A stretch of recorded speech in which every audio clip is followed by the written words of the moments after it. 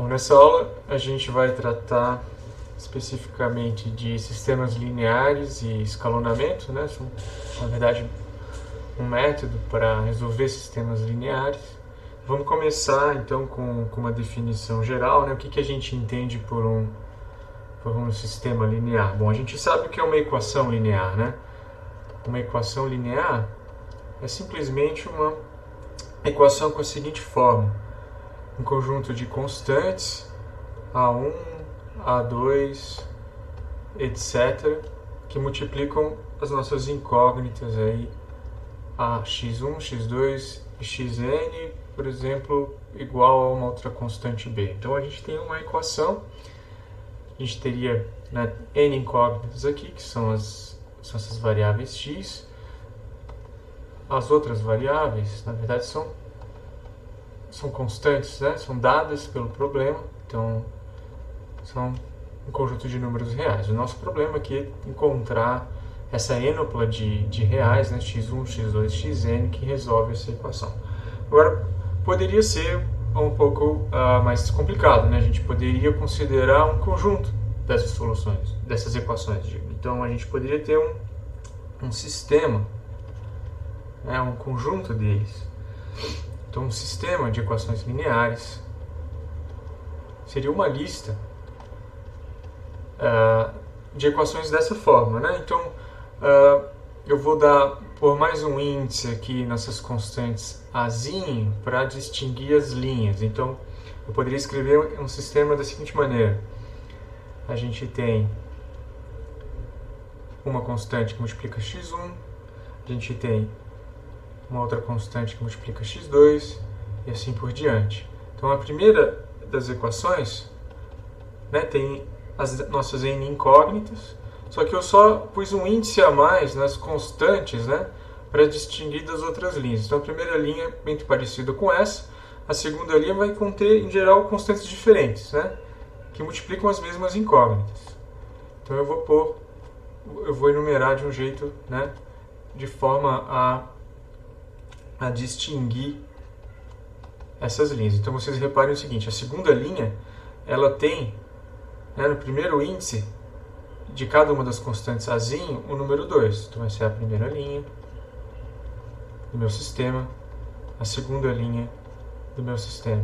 Então, elas diferem pelas constantes azinho e bzinho, né? Eu estou numerando dessa forma que é conveniente. E aí você pode considerar um número, né, arbitrário aí de equações. Então, por exemplo, eu poderia ter m equações. Então, a mésima linha começa com a constante am1 multiplicando a primeira incógnita, a constante am2 multiplicando a segunda incógnita, e assim por diante, até a última constante azinho, que é a constante que está na mésima linha e multiplica a nésima incógnita. Isso vai ser igual a bm, já que eu tenho m linhas, né? Então, essa é a mésima linha. Então, eu tenho aqui um sistema, né, de m equações. Eu tenho m equações lineares com n incógnitas.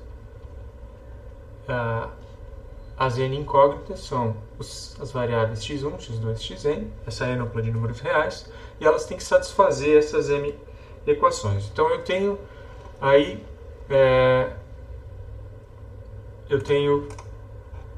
deixa eu adicionar uma página aqui. Eu tenho esse problema de tentar encontrar essa ênupla de números reais que satisfaz esse conjunto de equações. Então, esse é basicamente o problema principal que a gente vai estar interessado nesse curso, e a gente vai desenvolver bastante teoria, né, em torno disso. Então, nessa primeira aula, eu queria só apresentar alguns métodos para resolver sistemas desse tipo, tentar distingui-los, né, em diferentes classes. Então, para fazer isso, é muito útil passar dessa representação, né, que eu escrevi aqui em cima, de linhas, né, de equações, para uma representação matricial. Então, eu posso escrever esse mesmo sistema, né, de m equações a n incógnitas numa forma matricial. Então como é que fica isso? Eu quero escrever,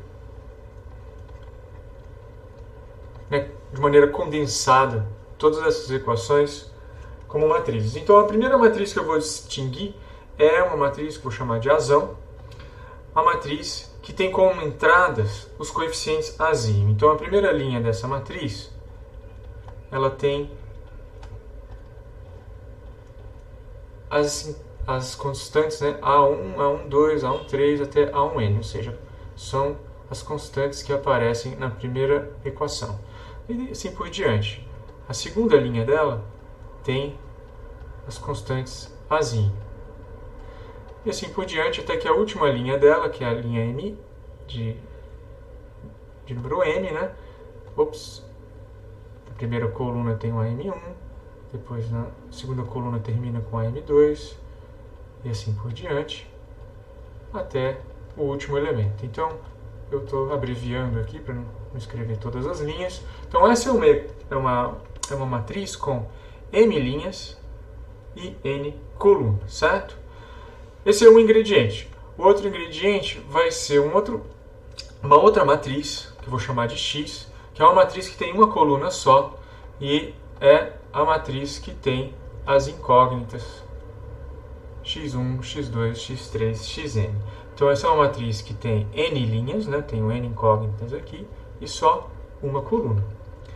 E por fim, né, o último ingrediente é uma outra matriz coluna, só que agora com um número menor ou diferente, né, de linhas, com m linhas, que é o vetor das constantes b.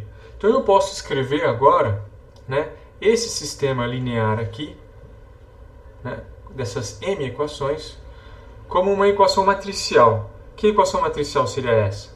Seria uma equação matricial da matriz A, que multiplica a matriz X, que é igual à matriz B. Então vocês podem verificar, via multiplicação de matrizes, que essa equação matricial, na verdade, né, se você abrir todas essas multiplicações e considerar, né, igualdade de matrizes, você vai chegar a um sistema que é exatamente esse aqui, que está escrito aqui em cima. Então, é só uma maneira mais conveniente de escrever a mesma coisa, tá? E a gente precisa saber passar de uma representação para outra. Bom, então, o nosso problema, como eu já mencionei, é tentar encontrar quem são, né, essa ênupla de números aqui reais, x1, x2, x3, xn, que satisfaz ao conjunto das m equações que estão aqui listadas, com as constantes foram dadas, os azinhos e os bzinhos, né? Ou dito de outra maneira, eu quero encontrar quem é a matriz x aqui que resolve a equação matricial azão, xão igual a bzão. Então, a gente vai dizer, né, que o conjunto das soluções de um sistema linear é o conjunto solução, é a solução geral do sistema. E a gente pode ter, basicamente, três possibilidades, né, para esse conjunto de solução. Então, quais são essas possibilidades? Deixa eu aumentar aqui. Então, vamos lá. Eu tenho conjunto solução.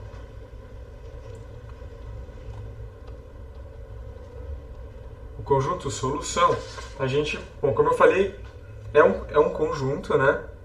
O que seria esse conjunto de solução? A gente pode expressar ele de várias maneiras, né? O conjunto de solução é o conjunto de todas as soluções do sistema linear. E a gente pode escrever isso também assim, por exemplo, né? Seria um conjunto de todas as ênuplas, né? x1, x2. Vou escrever isso numa matriz assim. São todas as ênuplas de números reais, então isso é uma ênupla de números reais, tais que essa equação é satisfeita. Então isso aqui é um subconjunto, na verdade, do Rn, das ênuplas de números reais, certo? Então, são todas aquelas n-uplas que satisfazem o sistema linear. E a gente está interessado em saber se um dado sistema linear possui alguma solução, quantas soluções são e assim por diante. Então, de fato, a gente vai ver isso mais para frente. Eu tenho 3 possibilidades, né? Quais são as possibilidades de conjunto de solução? Está em 3 categorias. A primeira possibilidade é que o sistema tem uma única solução. Então, o sistema tem uma única solução. Ou seja, esse conjunto que eu escrevi aqui em cima seria unitário, né? E aí a gente diz, né, que o sistema ele é possível. Ele é possível porque dá para resolver, tem solução, e é determinado porque a solução é única. Então, possível e determinado. Qual é a segunda possibilidade? Bom, a segunda possibilidade é que ele tenha infinitas soluções. Então, o sistema tem infinitas soluções. Ou seja, o conjunto solução agora, ele é um conjunto infinito. Tem infinitas n-uplas de números reais que satisfazem essa equação. E a gente vai dizer que o sistema é possível, já que tem solução. Então, o sistema é possível. Mas como a solução não é única, a gente vai dizer que ele é indeterminado. Tá? E, por fim, a terceira possibilidade é que o sistema não tem solução nenhuma.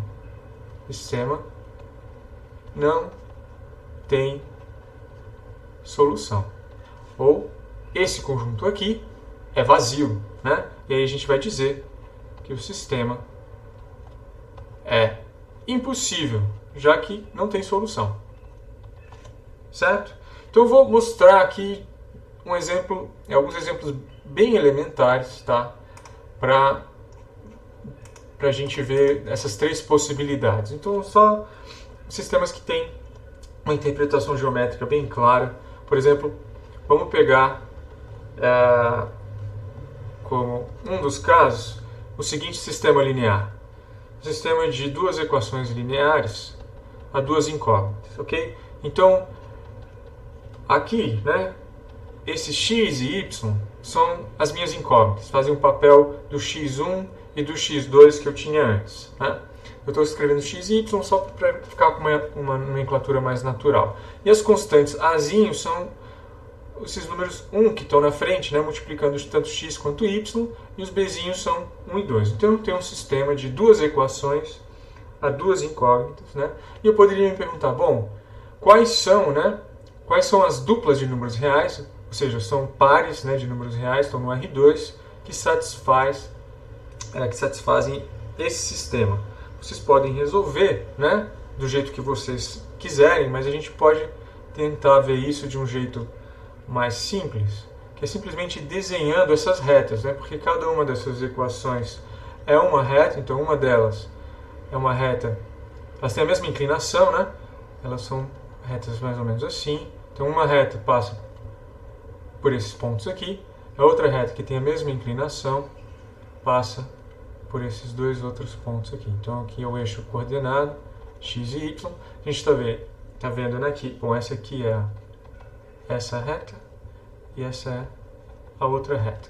Então cada uma dessas equações lineares me dá uma reta, e se eu considero as duas, né, eu fico com 2 retas paralelas, mas que não são coincidentes. Então, se você se perguntar, bom, qual é o conjunto solução desse sistema? Ou seja, quais são os pontos no plano cartesiano que satisfazem, ao mesmo tempo, essas 2 equações? Bom, como essas retas não se cruzam, né, não tem nenhuma solução. Então, a gente pode dizer tanto que o sistema é impossível,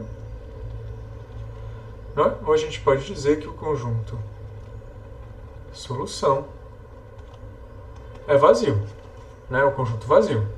Então, o conjunto de solução aqui seriam os pares de números reais que satisfazem essas 2 equações de reta simultaneamente. Uma outra possibilidade, né, seria, por exemplo, dada por esse sistema aqui. Então, eu tenho, de novo, duas equações lineares, né? Agora eu tenho duas retas diferentes, inclusive de inclinações diferentes. Se eu for representá-las, eu vou desenhar o meu eixo coordenado aqui, então meu plano XY. Então uma delas eu não mudei, essa reta aqui que passa por esses pontos 1, 0, 0, 1, é a reta x mais y igual a 1, certo? E a outra reta é a reta x igual a y, né? É a bissetriz que passa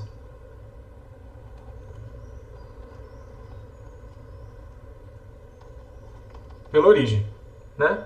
Ora, está claro que existe um ponto que satisfaz a essas duas equações. É o ponto de interseção entre essas duas retas. Então, nesse caso, essa interseção se dá bem nesse ponto aqui, de coordenadas meio, meio, certo? Resolvendo o sistema. Então, a gente sabe agora que esse sistema ele é possível, porque ele tem solução, diferente do anterior, e também é determinado, já que a solução aqui do problema é única, só existe um ponto nessa interseção. E a gente vai dizer que o conjunto solução, é um elemento do R2, né? Então é um conjunto unitário, ele só tem